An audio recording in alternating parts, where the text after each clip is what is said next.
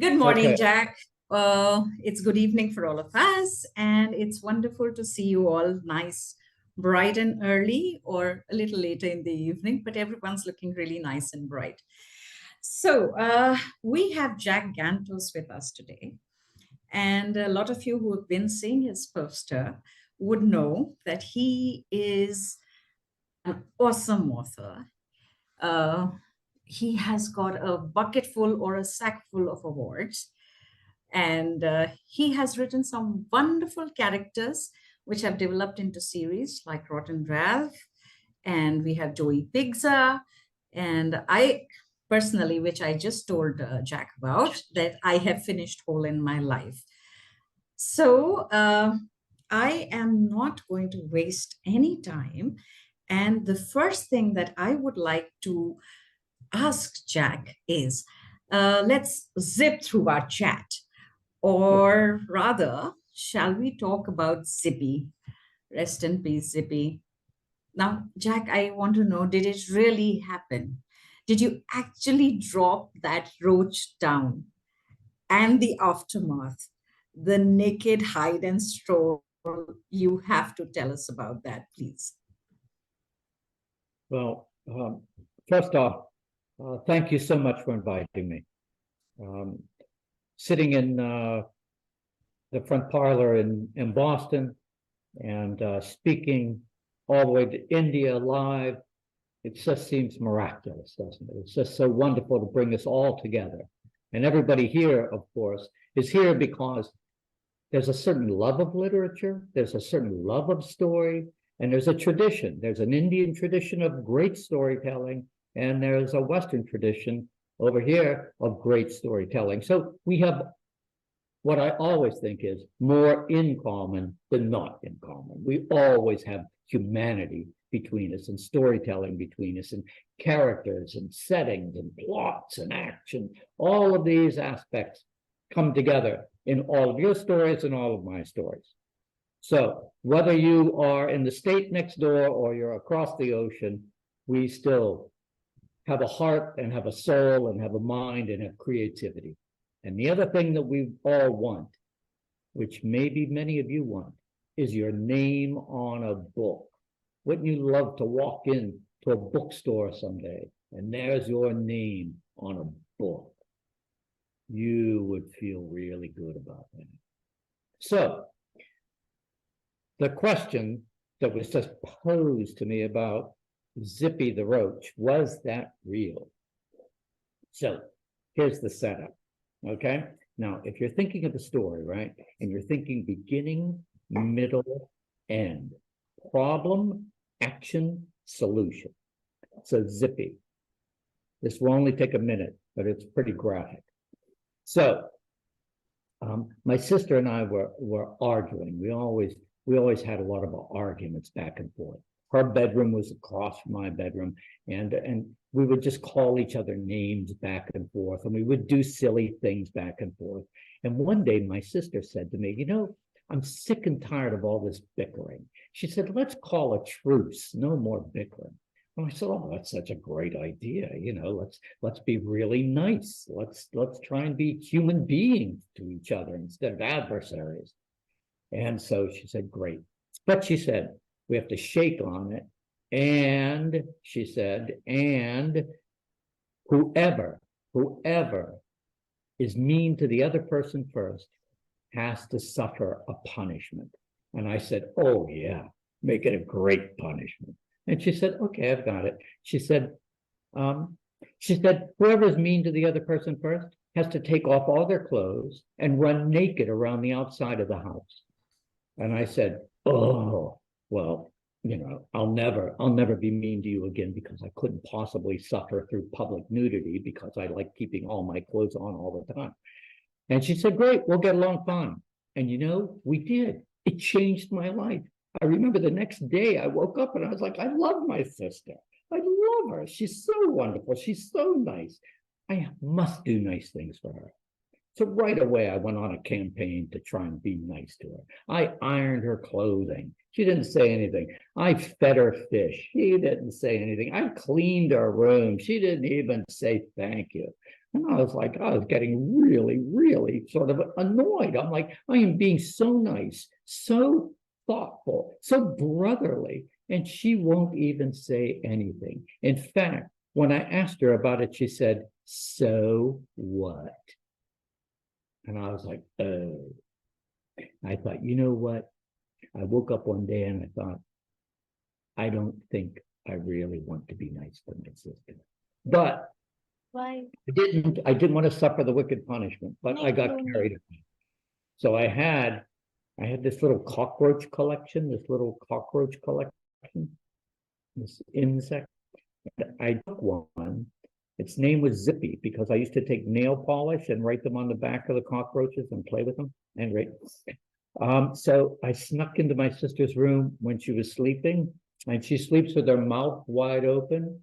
And I leaned over and I dropped the cockroach into her mouth. And I turned and I ran out of the room.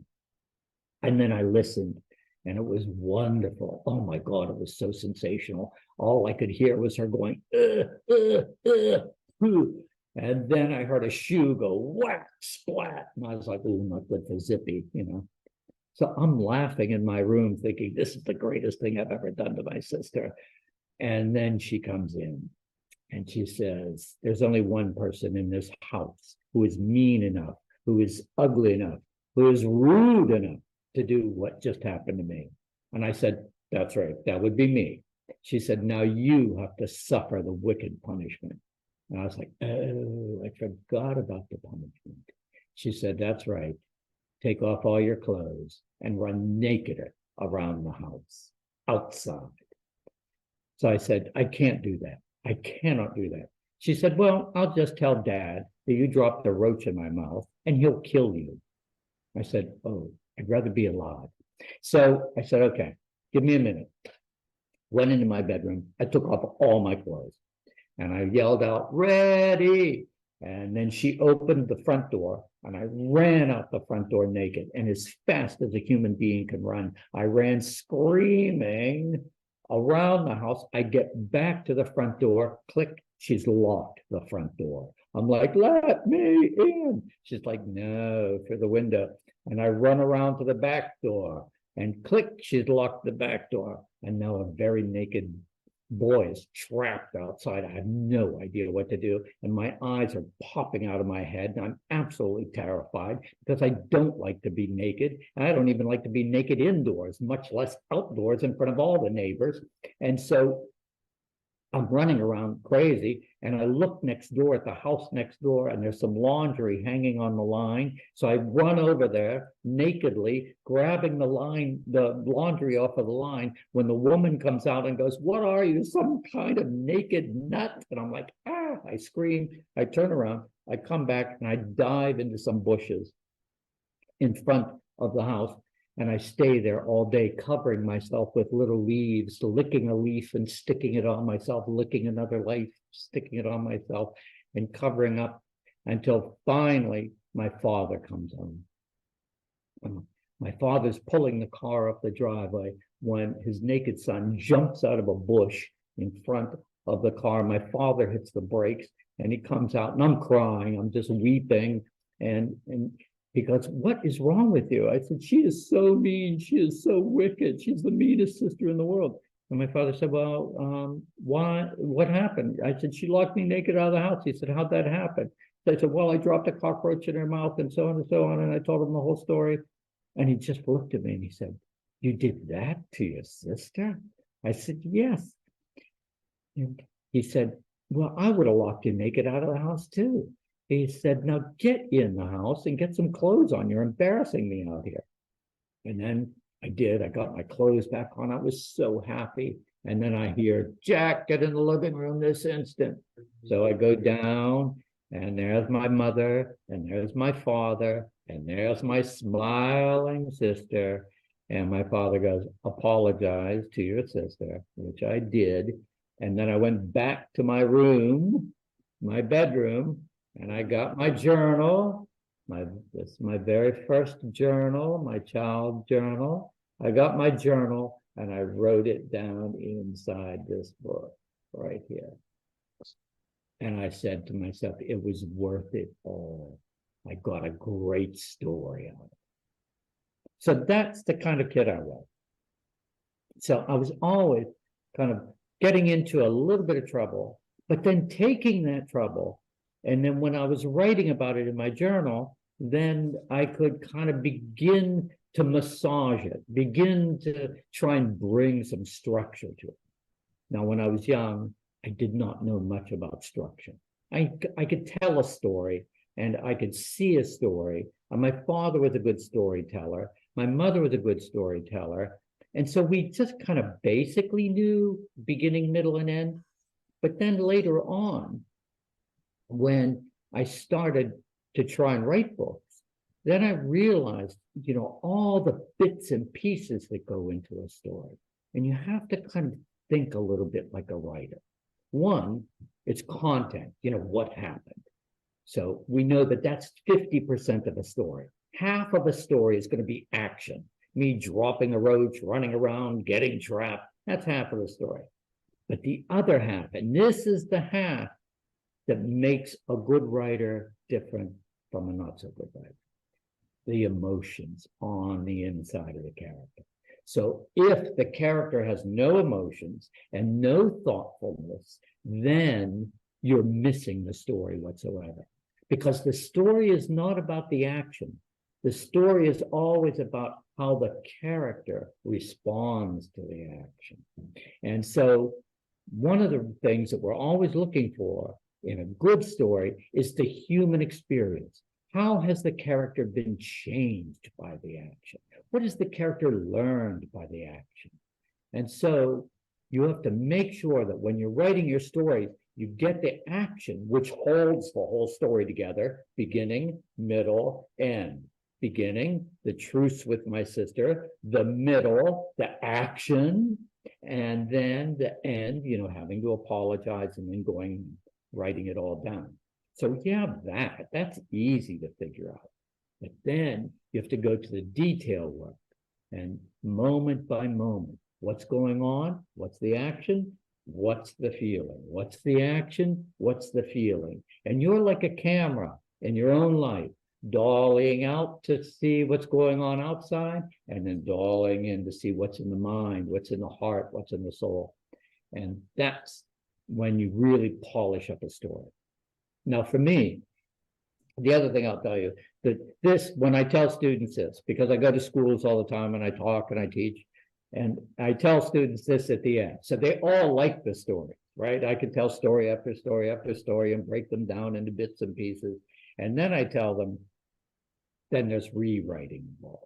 There's polishing a story involved. There's the art of making a story great with language. So when I write a story, I don't just write it once. I don't just write it twice. I don't just write it 3 times. I probably write every story about 50 times, at least 50. So you have to realize that writing a story is like creating a great painting. You know, you don't just stand in front of the canvas, pull out a palette, and just paint it all up. You're always massaging it, changing it, toning it, shaping it, getting it just right. Every word, every sentence, every bit of pacing in the story. And you read it over and over, and you're looking for the little gaps and the little holes in the story that the reader is going to go, hey, wait a minute. I don't understand how the character felt this way once, and now the character feels this way. What is the transition? You, the writer, have to build those transitions in so the reader can follow everything through the story. So you have to just take it easy, take it a little bit slow, and get it right. The rewriting is where writers are made. Every writer will tell you that. Thank you. Thank you, Jack. That was very insightful.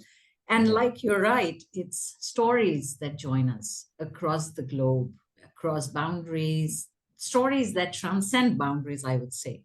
And it's interesting how the best storytellers have been people like who can actually emote the story. So you're absolutely right there. And I hope we shall take that as a very important message. I think we have our young friends here who want to ask you a few things. The Yeah. first of them is Arya. So, uh, could you unmute Arya, please? Hi, I'm Arya. Uh, Hi. Nice to meet you. I just finished A Hole in My Life a few days back when I was homesick. And Yeah. my question to you would be, so 40 US states have sued Meta, the parent company for Instagram, WhatsApp, Facebook, which has been considered responsible for the youth mental health crisis. So my question is, are you happy with that, with the suing? Am I happy with the suing? I believe No. what Arya was trying to emphasize was that, the social media has taken away a lot of readers. Oh, And oh. I am Well, not trying a horror story here. We are having genuine power cuts, it's which okay. is honestly, I'm not doing a Halloween thing along with your event. It's just power cuts. But thankfully, we do have backup, so it's okay. So I think what Arya wanted to emphasize on that, considering the social media and the, young people going on social media so much, has affected the reading capacity of individuals. So do you think, and it has affected the mental health, and so the entire concept, and which has come when they have sued Meta, is majorly that the content is addictive. So are you happy with bringing this forward? I think I think we have a push-pull on this. Like like welcome back. So the push-pull in the argument is, even if there is social media, you are choosing to join. So who is responsible? If you buy a car and then you get in an accident, is it the car's fault? But no, you chose to drive the car. So when when I have my phone on or when I have my computer on, I can either choose to be involved with social media or not. It's up to me.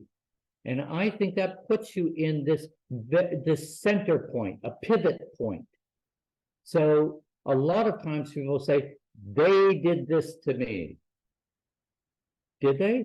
Or did you choose to join in? And that's the argument that Meta is making. We are just here, you come to us. Now, if they somehow come to you, if they start putting a camera in your house, that's a whole different thing. That's more like 1984. That's a little bit like Fahrenheit 451.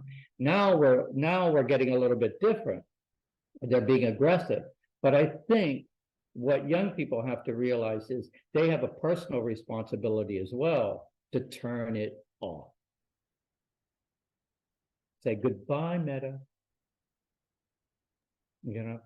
Goodbye, Mr. Zuckerberg. Goodbye. Goodbye. I don't go on many of those sites. I just don't need them. No,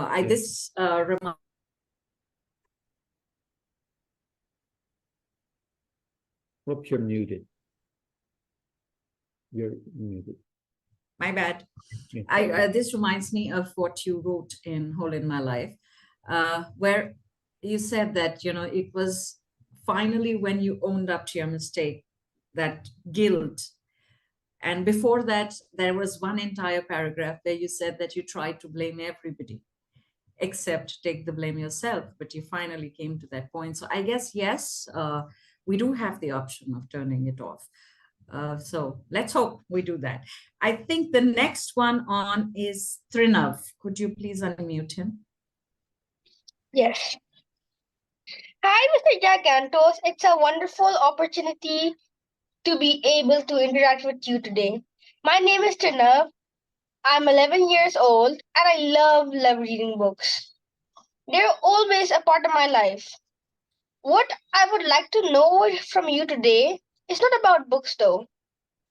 It is that you do so many activities: writing, workshops, book events, visiting schools, and you wear so many hats. But I am a fan of your glasses. I really like them.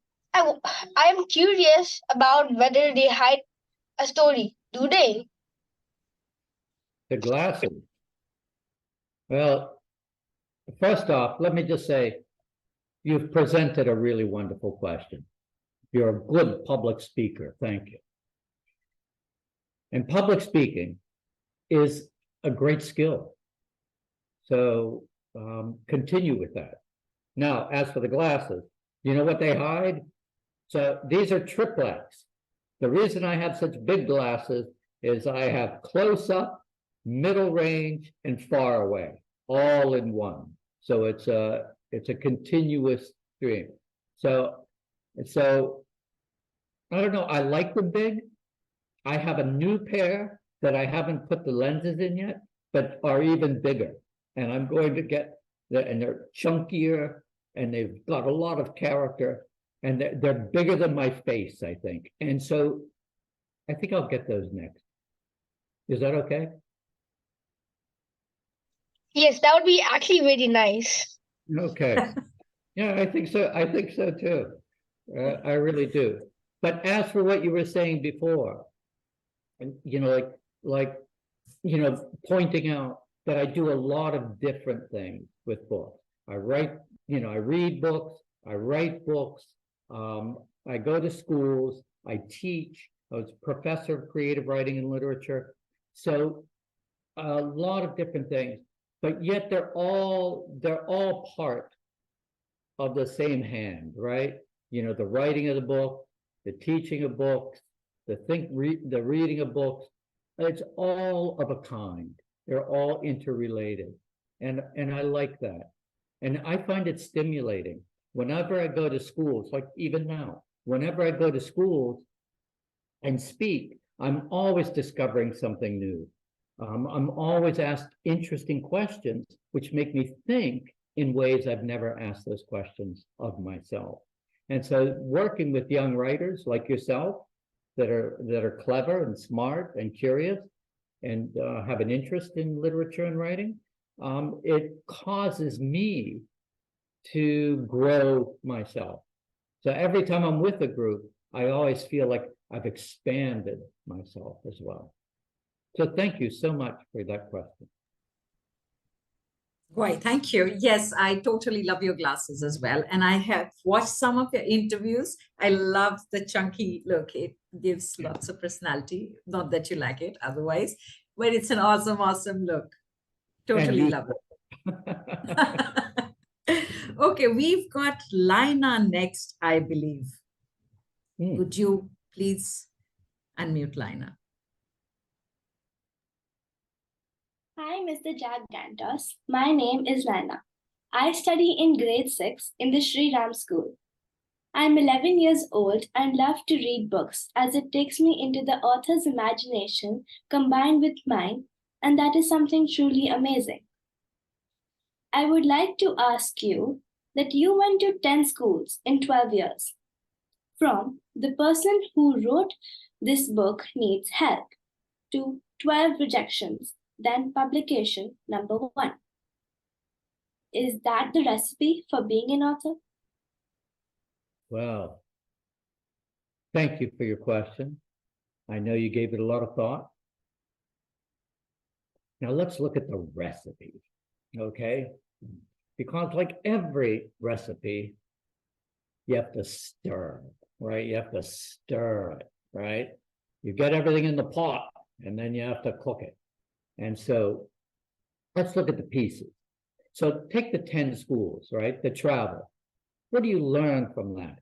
Well, you learn to get along with other people. You learn how to share who you are. You learn how to listen to other people. You learn how to be the outsider and look and study the culture that's new to you. And then you try and be an insider. You try to be part of that culture. You move, you're going in You're coming out. You're being intimate and you're being observant at the same time. So you're kind of getting, even though you don't know it sometimes as a kid, you're getting these skills for interacting, the skill of making yourself a part of the culture, the skill of standing back from the culture and judging it and looking at it. So that's one of the things that happened. Still, I wasn't really thinking about being a writer. Not until I really got a little bit older. Now, I held this up before, this journal. This is my old journal. Now, I probably have 250 journals, 300 journals. I don't know how many journals I have. This is my journal now. This is where I write. And this is what it looks like. I don't know if you could read it, but that's what it looks like. So I use and I do what I did when I was a kid. When I was a kid, I used a fountain pen. That's the pen I use, right here. And it's got this little nib, got a sharp little nib on it right there. And that's what I use. Where did I get that? When I was a kid. And I kept it, you know, and I have a lot of pens and I have a lot of notebooks. And so over those years of change, I was observing, and I always entered a situation as an outsider, and I always left as an insider. And then I would be an outsider at a new school, and then I'd be an insider. That gives you that kind of rotation, right? You develop a sense of objectivity and intimacy at the same time. And when you read a good story, you know how the reader is taking you from a big space into a small space, from a big idea into a personal feeling. And so you get good at moving around. Now, the next part came when I decided, what is it that I wanted to do? What did I want to do in life? You know, it's a really hard question, isn't it? And so the one thing that I asked myself is, what do I love?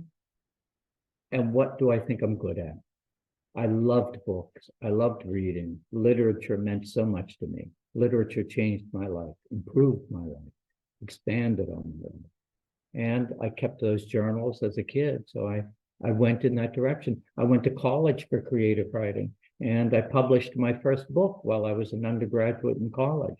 And when I came out, the school I went to, they hired me to be a teacher right away, and I started publishing more books.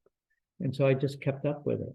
So in a very funny way, I've been doing the same thing ever since I was a kid. Just, you know, having a good idea, writing it down. Getting a good idea, writing it down. Seeing something interesting, writing it down. You know what it takes? It just takes the doing of it. You're smart enough. You're emotional enough. You're clever enough. You've got energy enough. You're curious enough. But all of that alone will not make you a writer unless you pick up the pen and write it down. That's the job. Or the computer, whatever. But you have to write it down. It can't just be the knowing of it. So thank you. Wonderful. Thank you for the sage advice. Yeah. And we have Manit next.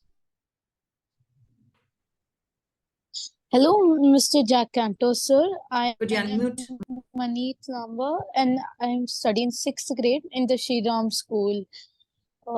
So I had a question for you.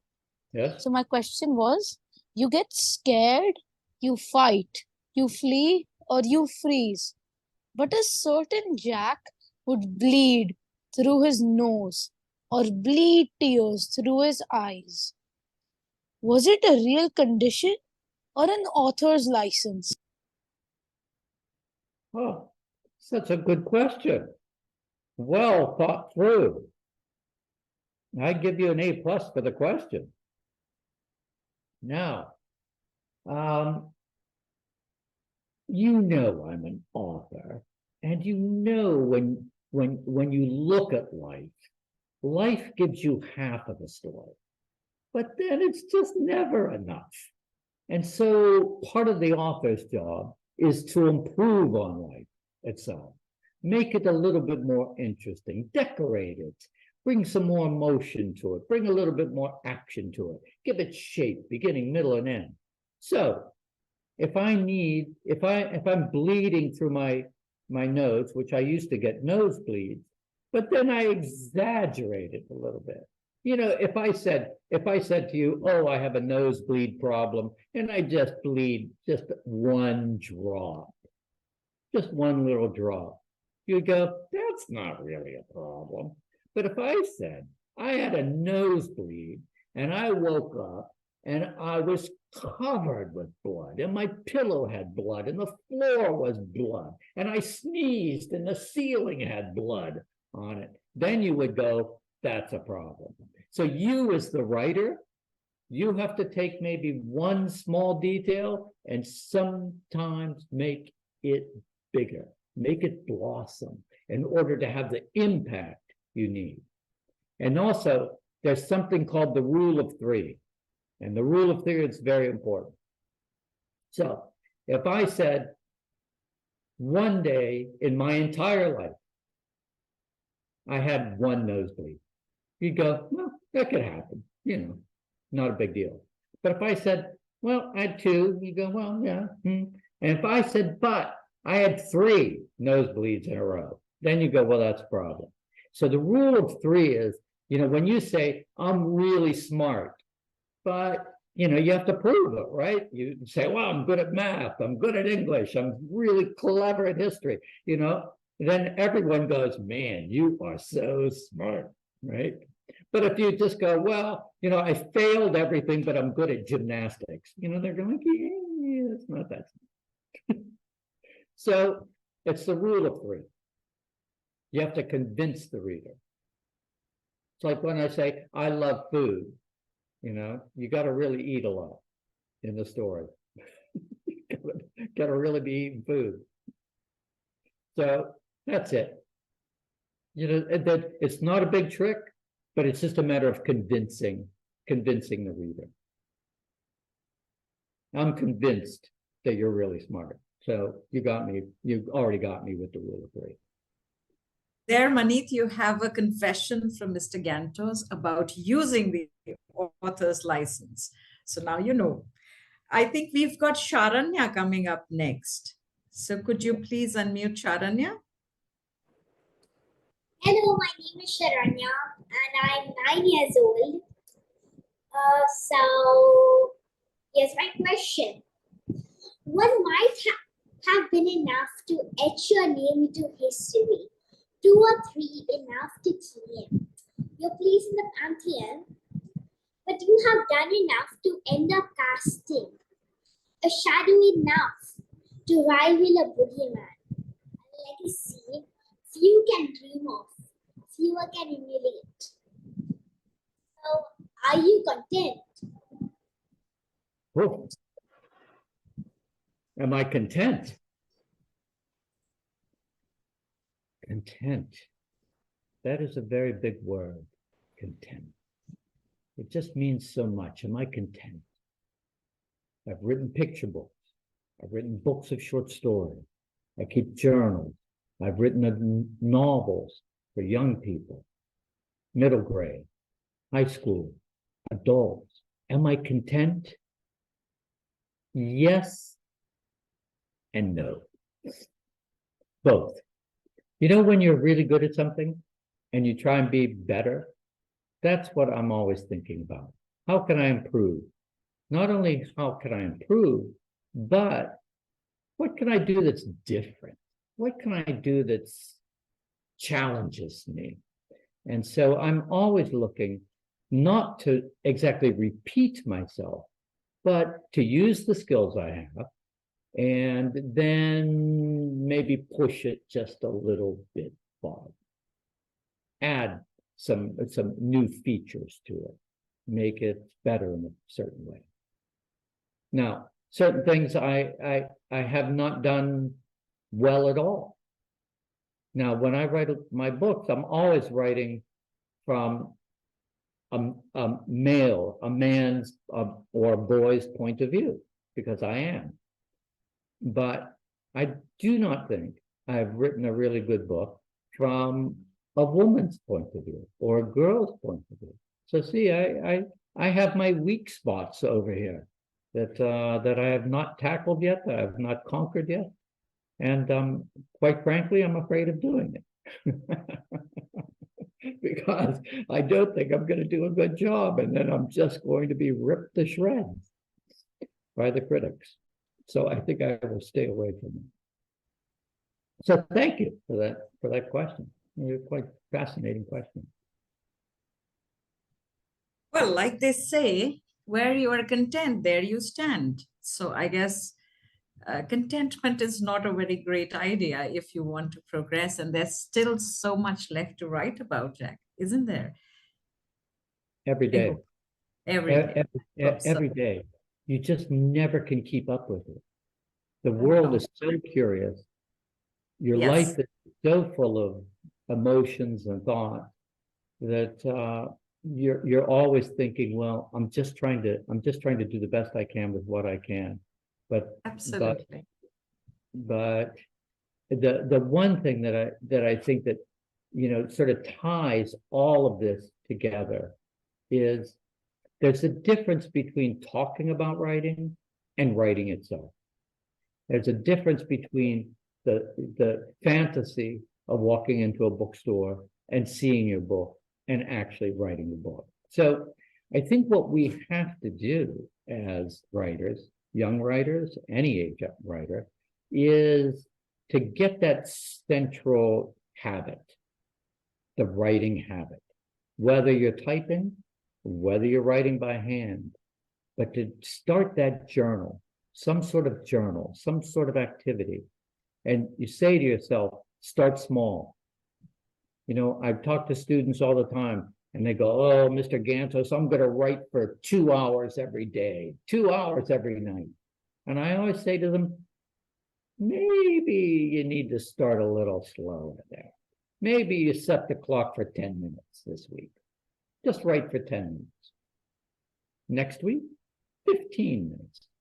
Next week, 20 minutes a day, you know, and build it up. Think of writing as like weightlifting, you know, where you have to practice, you know, it's like physical. And you cannot go out and pick up heavy weights until you learn how to pick up smaller weights. And the same thing with writing. Build the habit, 10 minutes a day, 10 minutes a day, 10 minutes a day. You know, when I open my journal and I look into it and I see something like this, which I showed you. So my journal, and this is my personal journal, this is not so much my writing journal as it is how I'm feeling, what I'm thinking about my life. And so I always make sure that I get a full page, just one page. At the end of the year, you have 365 pages. And then it's a significant amount. And that's what happens if you just write one paragraph a day. At the end of the year, you actually have a novel. You know, it's amazing. You know, it's the consistency. So think of yourself as a marathoner, not a sprinter, but a marathoner. That's what a writer generally is. Poets, they're more sprinters. Wow. Storytellers, novelists, we're marathoners. Thank you. That's very inspirational. And thank you so much. Yes. Okay. Could you unmute Abhilash next?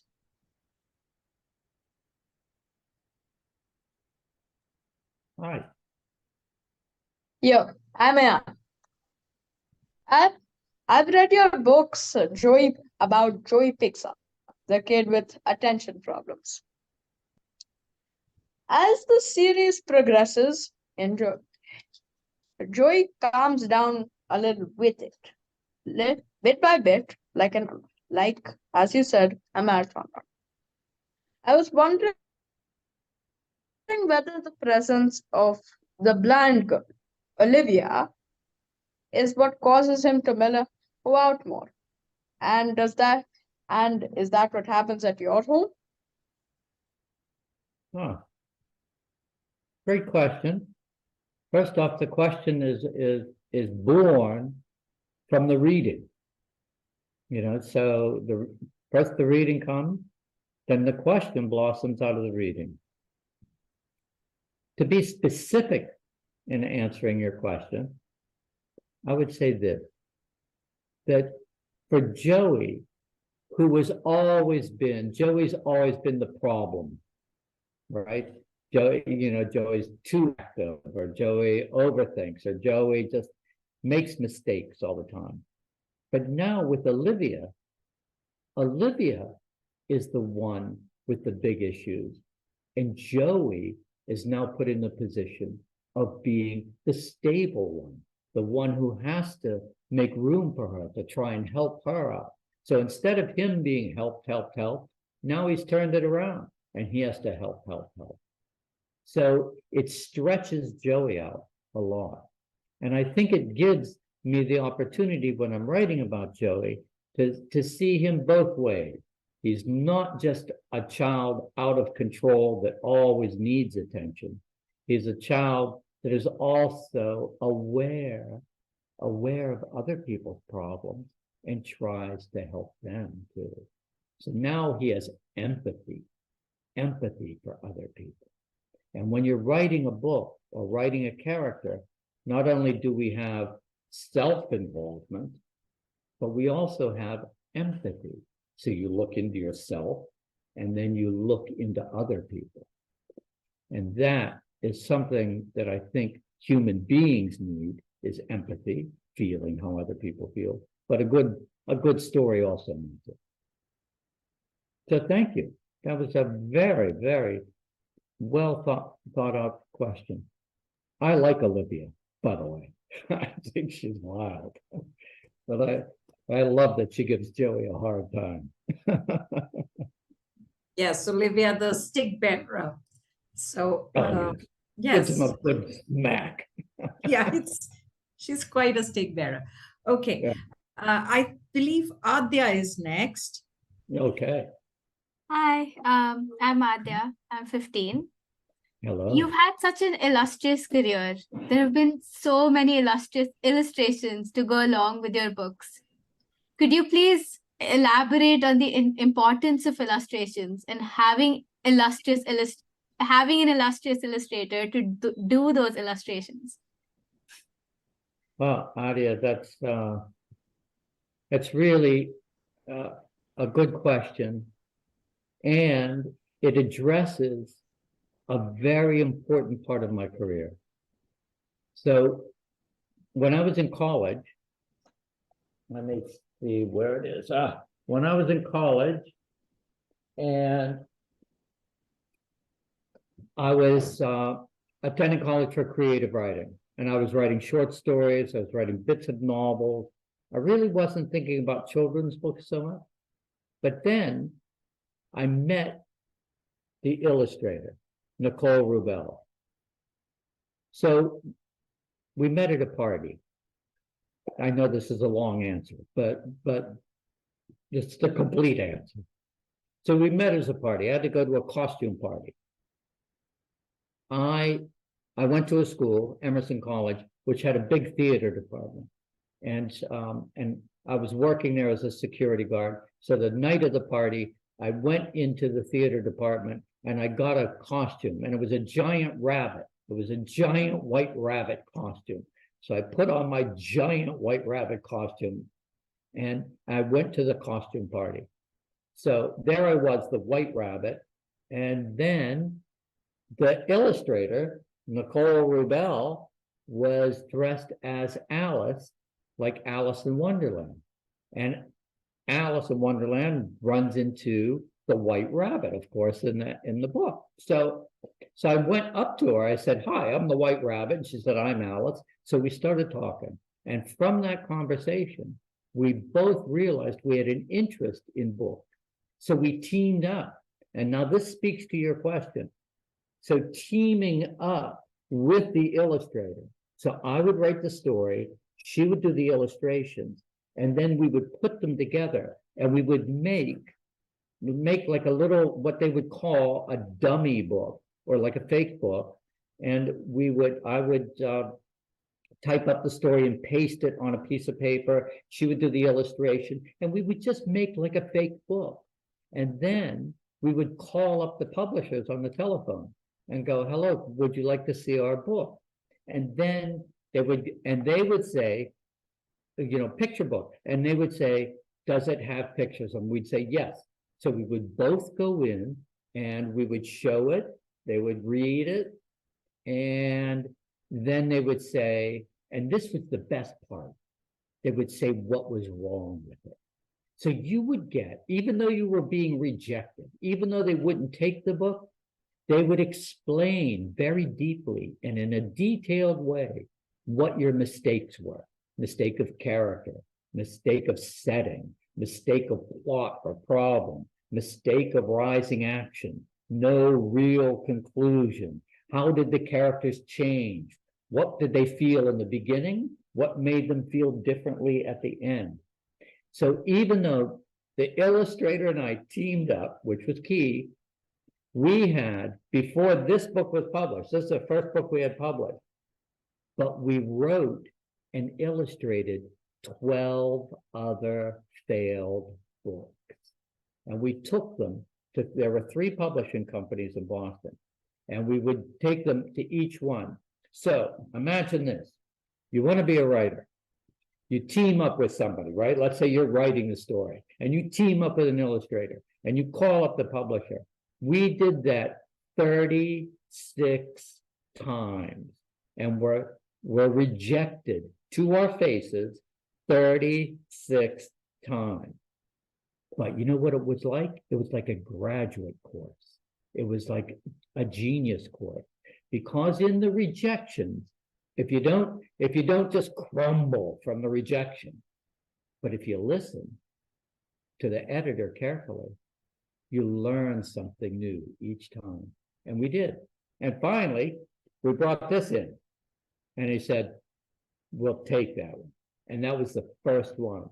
So all that work, all those 36 rejections, yes, I think of them, but I never feel bad about them. I always feel like, yeah, that's what I had to go through to get better. That's what I had to go through to become professional. And you know what? This book was published in 1976 when I was in college. I was in college, my last year in college and of undergraduate. And so that's 40 some years ago. And that book is still in print. That's a good one. So all those rejections, I look at rejection and I go, what positive thing can I take away from rejection? And I think that attitude serves a curious, eager to get published, eager to achieve things person very well. Some people get rejected and they quit. We're not those people. Thank you. I'm going to take a few leaves out of your book because I don't think I am a sore loser. I think a lot of us are sore losers. I'm so sorry, but yes, we are, unfortunately. But yes, that's so true. Every rejection has a message, and possibly we should take on those messages in the positive way. That's so right. Okay, we have Snehin coming up next. Oh, good. Hi, sir. I am Snehin, and it's a great honor to speak to a respected writer such as yourself. And I was really curious about a question that when a director, like a movie director, presents a movie, he or she already has somewhat decided in his mind the pace at which the movie is going to flow. So, does a writer also write a story with a reading speed in his mind? And is there an ideal reading speed to consume? A great question. Really a great question. So the difference is this. So when you write a book, you can actually stop time. You could stop time, absolutely. And you could just describe things, right? You could have a whole page of description of just one object, and it just stops it right there. The action stops. In a movie, they're always very concerned about action, action, action, action. But in writing, we have the opportunity to take the camera into the heart and soul of the character. So we can stop in a book. You can stop and just talk about emotion, or talk just about fantasy. And so when I write, that's why I was saying earlier, when I write, I always think about half of the book, 50%, it's going to be the action. It's going to be the action going forward. But the other 50% is deep inside the character. And so that balances it out.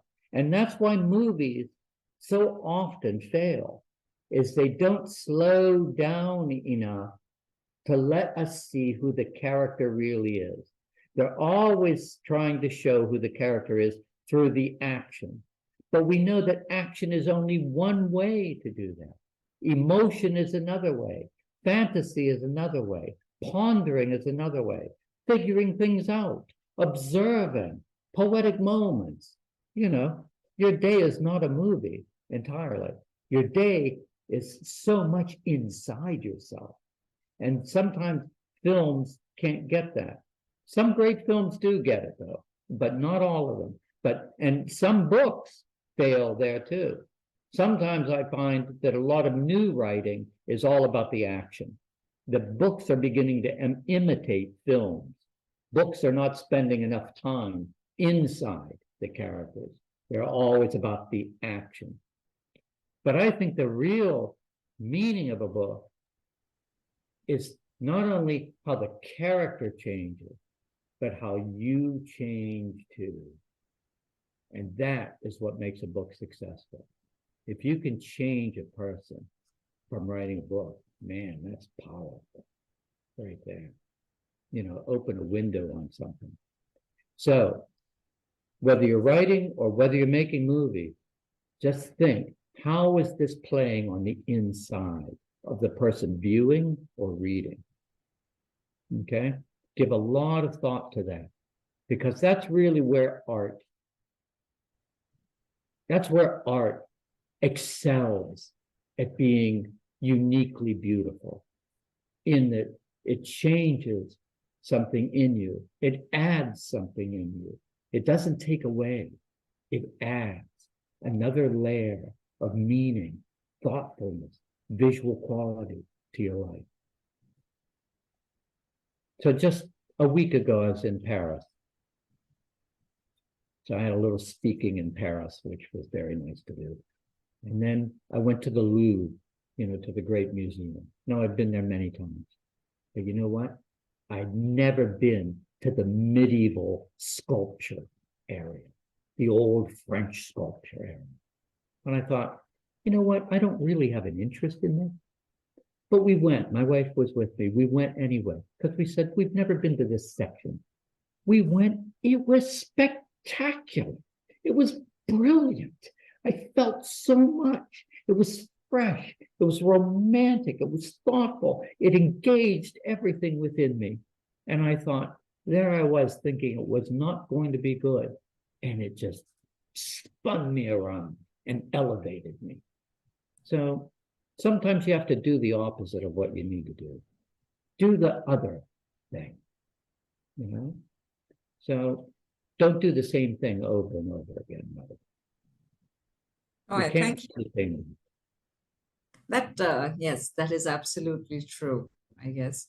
And a lot of times, I think if you're visiting the same exhibit a second time, you observe it with different type of eyes, because you have, the exhibit might remain the same, but you're not the same person.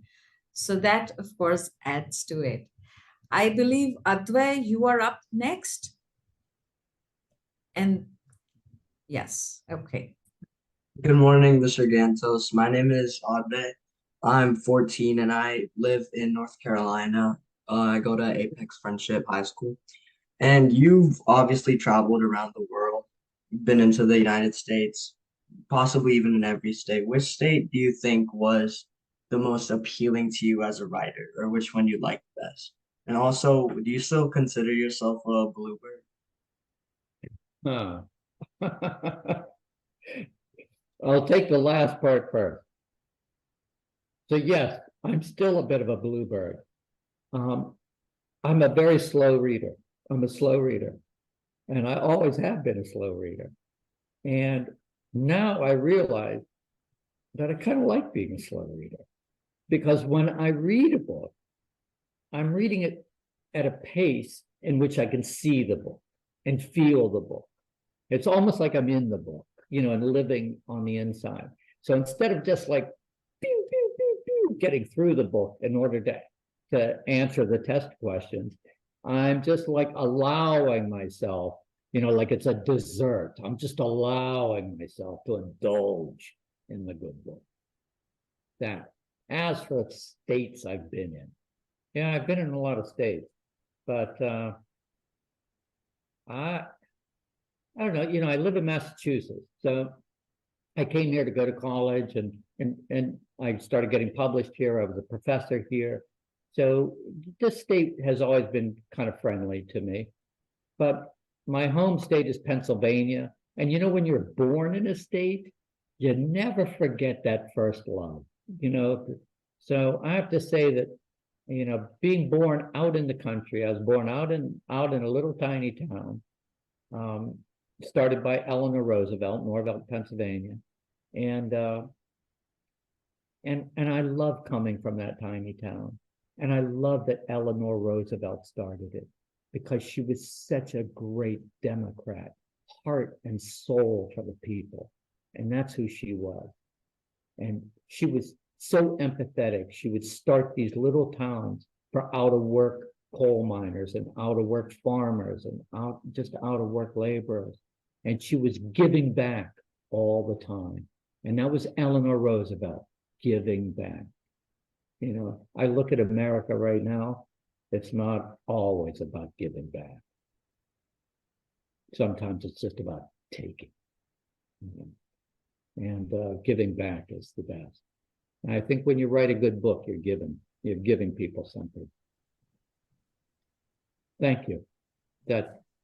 Thank you. I think a lot of times as an author, you're giving people a lot of dreams, and that is a wonderful gift to give them. What we are going to do next is we are opening up the floor for a lot of other people to ask you questions, and they've been sending messages. But first and foremost, we will go with Tatiana. Tatiana, could you unmute Tatiana, please? Good morning, Mr. Gantos. Thank you so much for taking the time to meet all of us. It's so wonderful to listen to you, really. I'm a teacher, and some of my students are actually present in the meeting, and I have a question that the answer to which will be probably very useful to them, because they are all budding writers. So I would like to ask, is there any specific ingredient, you know, element to a story that you think should be added to a story, to a book, to make it appealing to young adults? Young adults specifically. Yeah, middle schoolers, maybe young adults. Yeah, but you know, there are some things, like I do write young adult books like Whole of My Life, The Trouble in Me, Desire Lines. I think there's a couple more somewhere. So what am I trying to do in a young adult book, let's say? Whenever I'm thinking of a young adult book, I'm really not thinking of young adult book. I'm really thinking of the best book. And so, and And I'm not afraid to be difficult in that book, because I always think, young adults are so smart. Move on up. If I make a reference that is not obvious, do I pull it out? Do I say, oh, a young adult wouldn't know that reference? Well, I better pull that out. No, I say no. The young adult should then go look that reference up. The young adult should seize that. I think what I'm thinking about young adult, I'm really trying hard to capture the true emotion of the story, because I think young adults are always looking just slightly looking for something that seems insincere, something that seems inconsequential, something that seems. The young adult field in America right now is a very judgmental field. It's a very, very judgmental. I don't even write for young adults anymore. I've given it up completely. I skip over the young adult market and I just write for adults now. I just can't get into it, because the criticism that comes from young adults for young adults in the field itself is saying, you didn't address this problem, you didn't address this issue, you didn't look at this issue, you didn't look at that issue, you failed to take into account this kind of person, this kind of person, this kind of person, this kind of person. I had the last book I had turned down, the main character had a prosthetic nose. A prosthetic nose. It was a great prosthetic nose. It's key to the whole plot.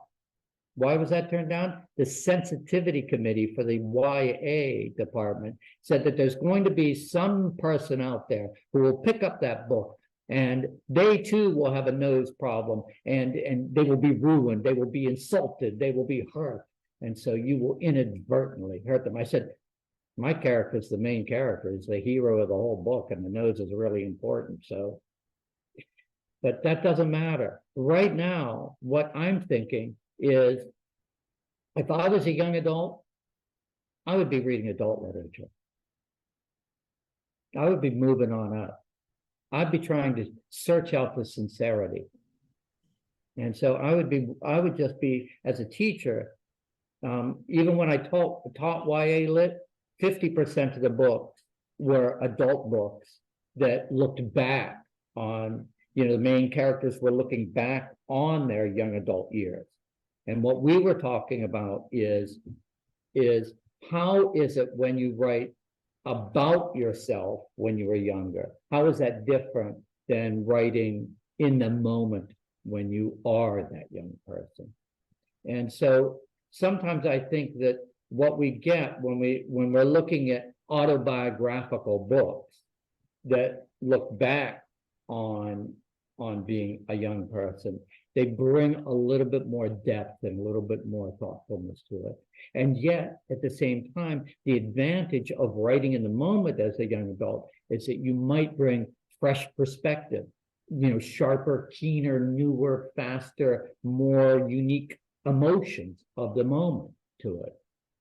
So, there's a trade-off, but I would say that one of the things that I find is that sometimes young adults can write really well about their lives, but there's not a lot of gray area out here, that needs to be brought in. Just a thought, but I just hope the field itself starts to even out. The last 3 years in this field have been absolutely bleak. Sometimes I feel that we've overdone the woke bit a little too much. It's a little too much. Everything is everything is trying to move the needle, and sometimes I think we fail to just go in, just tell the story, just tell the story. But I like the prosthetic nose, especially if everyone's going to go poking their nose in everyone else's business. It's ideal to have a prosthetic nose. That's my take on it. Okay, I'm sorry. but No, there's and that was part of the story. That was just part of the story right there. You put your finger wonderful. right on it. It was part Okay, of the story. I I said, have think, you never heard that? You know, have you ever heard that expression? You know, well, yeah. the sensitivity committee. I mean, I just can't tell you how many people we get together, you know, organizations of writers, and like the sensitivity committee, it's like the French Revolution, you know, gone bad. You know, it's like, you know, off with their head. Yeah. So we're just waiting for things to like, okay, let's even out here. Let's make room for everybody at the table. I want everybody at the table. I want every perspective. True. Okay, we have Arna next. Arna, could you please unmute Arna? Yeah.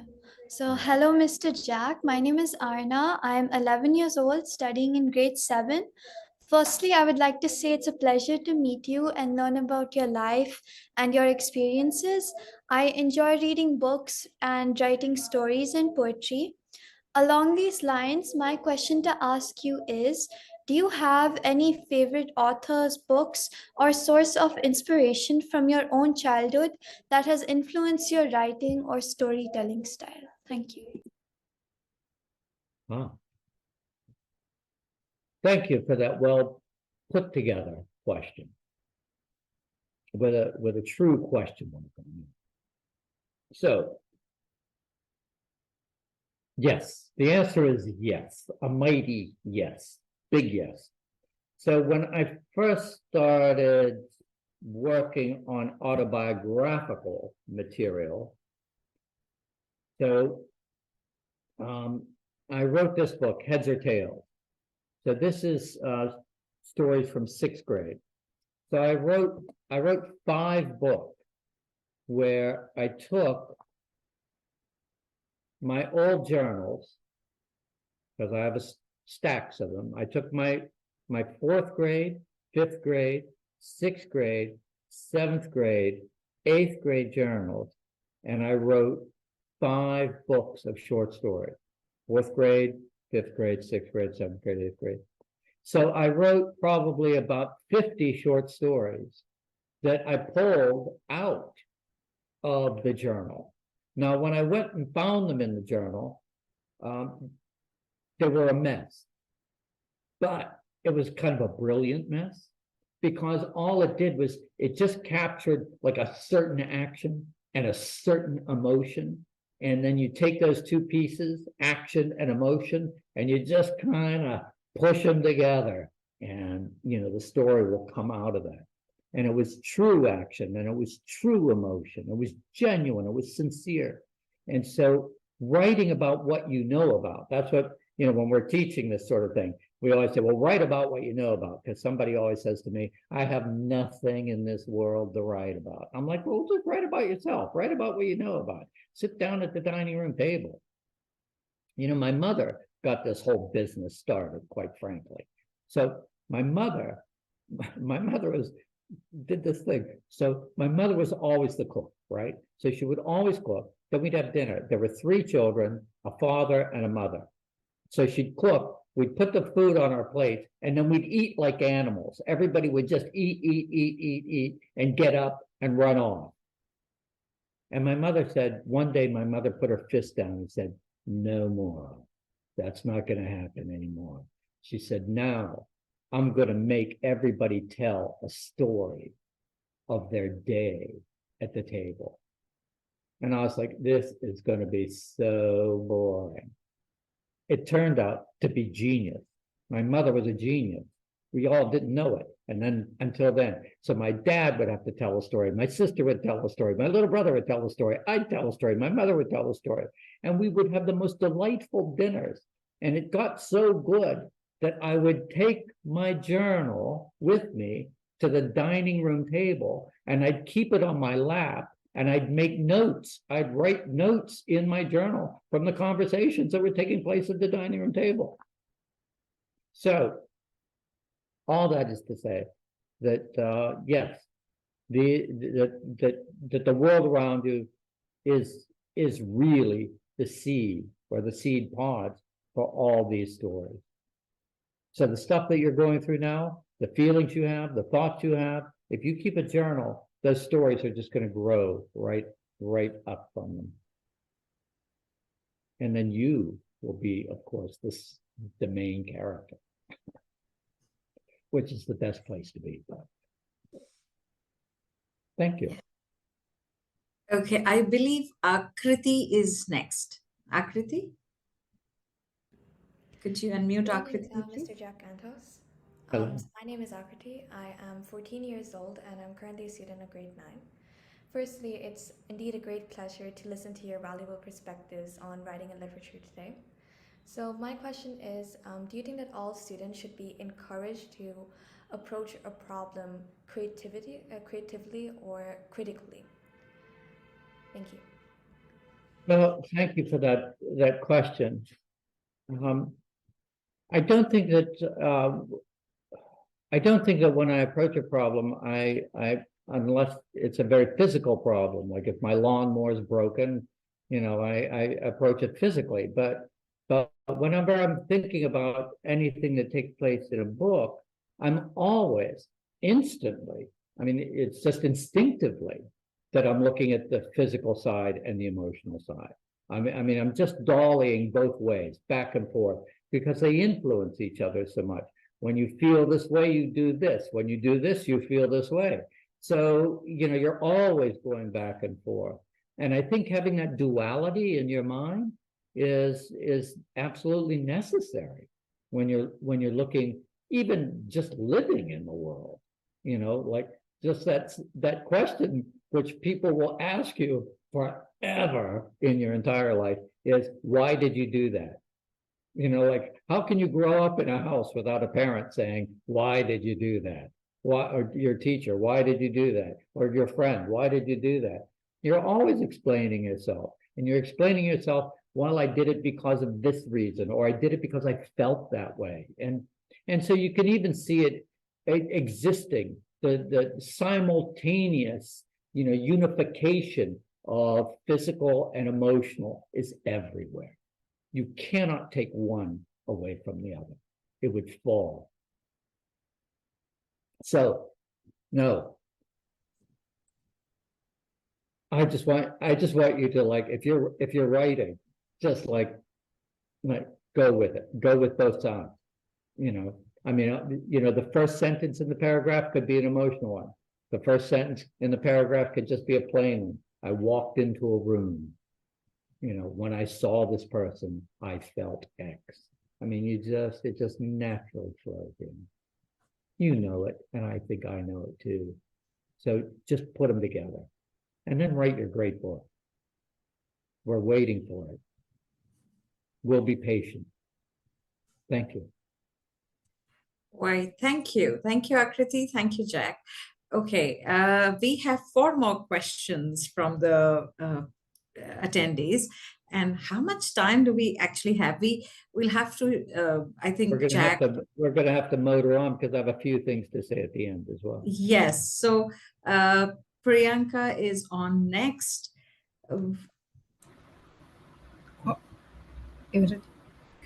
Thank you, Richa. Thank you, Richa. And hi, Jack. I can't see him. Can you help me? Yeah. Hi, Jack. This is Priyanka here. And let me, right at the outset, begin by saying that it has been an incredible evening for me because it's not every day that I get to, sit across a celebrated author as you and listen to him, learn from him, and even get to talk to him. So I'm genuinely humbled, and thank you so very much. So, yes. So, Jack, the thought that has been crossing my mind since the outset of this session, like you've been sharing some mind-blowing anecdotes from your childhood. So I'm reaffirmed in my understanding that a writer's voice is deeply reflective of what he or she actually is through his personal experiences in his personal life. So, right at the outset, you've been, telling a lot of incidents of your childhood. So, if I take a flashback and go and meet the younger Jack, it's very fascinating that this young chap, he suddenly gets embroiled in this dark, big bad world of drugs, and then he's compelled to serve a term in the prison. Please correct me if I'm wrong. But No, then you're right. the most remarkable part is that he comes out of this and he evolves as this brilliant writer that we celebrate today. And like, I'm completely in sync of what you've been saying right from the outset, that the emotional content is what appeals to the reader. That's the hero of any story. So the Right. emotional transformations that you might have gone through because of those hard-hitting incidents in your life, did Yes. they play a vital role in shaping the great writer that you are today? Or you could have been as good a writer without even those. Well, let's take the very tail end of what you were saying. First off, thank you for that lovely, thoughtful, detailed question. Whenever I'm honestly answering that question, I don't think without having gone through a difficult period in my teenage years, that I ever would have become the writer. Wonderful. I think it was important, and I'll tell you one area where it was exceptionally important, exceptionally so, is I read my way through prison. I read book after book after book after book. Wonderful. And it took me out. Everybody was always trying to get to the other side of the fence. But I was on the other side of the fence because I was reading a book all the time. So it takes the time away in one way. But also, once you make a mistake, the only way then to use that mistake is to use it for something good, Wonderful. Brilliant. And put it to work. So I'm not embarrassed. Obviously, when I wrote this book, that's my mugshot on the book. Yes, yeah. So I'm saying, yes, Yes. through this Yes. experience. And then, so, here I am writing picture books, and I'm right. That. Absolutely. I mean, it's such a learning experience for all of us. It's such a source of inspiration. Well, you're not stuck in a rut. You're not. Absolutely. Absolutely. You choose. Don't Absolutely. tell the world what you should be. You choose. You identify yourself. You can take on anything. Absolutely. What a wonderful thought. Thank you so much, sir. Thank you. You're welcome. You're welcome. You're welcome. Okay, one more. Is there one time for another question? Then I'll wrap up. Okay. Thank you, Jack. We know the resurrection. I think that's the term I'm looking for, resurrection of Jack Gantos after the Hole in My Life episode. Yeah. Okay, we have time only for one more question, and so Manan and Atish, could you just write down your questions and I'll pass them to Jack, and if possible, he can possibly write to you if possible. Ishi, you can we unmute Ishi, please, so that she can yeah. Hello, I am absolutely honored to be here, and it was a pleasure listening to you talk. But my question is kind of simple. Does it take courage to write a book? And if so, how much courage does it take? Well, courage is part of it. But I think what encourages you is sticking with the writing. So if you have goals and you say, I'm going to write for 15 minutes a day, and every day for 15 minutes you write, or a half hour you write, then That is the encouragement you're giving yourself. You're proving to yourself, I can do this job, I can get it done. And so I think that you can be satisfy and support and encourage yourself just by setting up a little goal that you meet. And then before long, you look in the mirror and you go, you know what? I did it. I set a goal. I reached my goal. I continue to reach my goal. I continue to have a dream. I work at it. I read good books. I am the person I want to be. So just start small and you get there. But consistency is the only way you're going to get there. You can't do this once in a while. You got to stick with it. Thank you. That helped a lot. Yeah, thank you so much. Well, you're welcome. I'm sure you'll get there. I'm on your side. Well, everyone seems to have got a vote from Mr. Gantos, and I think it's going to really work wonders for you. There is just, there are two questions left. One is from Manan, who wanted to ask you if you would not be a writer, if you wouldn't have been a writer, what other profession you could have, opted for. If you can possibly work it into your closing remarks, then we'd be really happy. And I think Atish also had a question, and I'll just read that out as well. He says, it's a pleasure being able to get an answer from you, sir.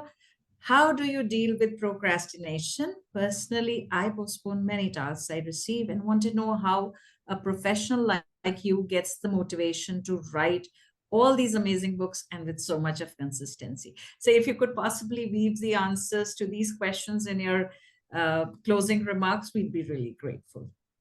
Okay. First off, we'll go in reverse first. The consistency.